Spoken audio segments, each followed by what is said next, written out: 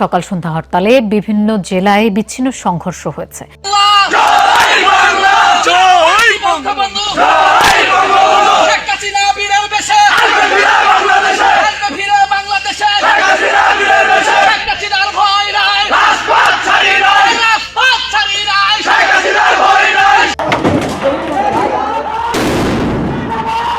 এবার অন্তর্বর্তী সরকারের প্রধান ডক্টর মোহাম্মদ ইউনূসের পদত্যাগ সহ বেশ কয়েকটি দাবিতে হরতাল করার নির্দেশ দিয়েছেন ক্ষমতাচ্যুত সাবেক প্রধানমন্ত্রী শেখ হাসিনা।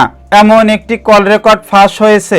শেখ হাসিনার নির্দেশে সারা বাংলাদেশে নতুন করে শুরু হলো আওয়ামী লীগের হরতাল। আওয়ামী লীগের তৃণমূল থেকে ছাত্রলীগের নেতা কর্মীরা হরতাল কর্মসূচিকে সফল করতে একত্রিত হয়, আর এর পরপরই সারা দেশে শুরু হয় নাটকীয় এক পালাবদল। শেখ হাসিনার নেতৃত্বে আয়োজিত কর্মসূচিতে ঢাকার রাজপথ থেকে শুরু করে দেশের প্রত্যন্ত অঞ্চলের প্রতিটি স্থানে আওয়ামী লীগের নেতা কর্মীরা হরতাল পালন করেন।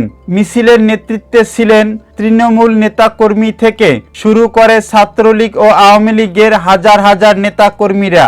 বঙ্গবন্ধুর আদর্শের সৈনিকেরা এই বিক্ষোভ মিছিল ও হরতাল পালন করে প্রমাণ করেন যে শেখ হাসিনার প্রতি আনুগত্য ও বিশ্বাস অটুট। হরতালের সময় ঢাকার বিভিন্ন পয়েন্টে ও অন্যান্য স্থানে ঘটে সহিংসতা।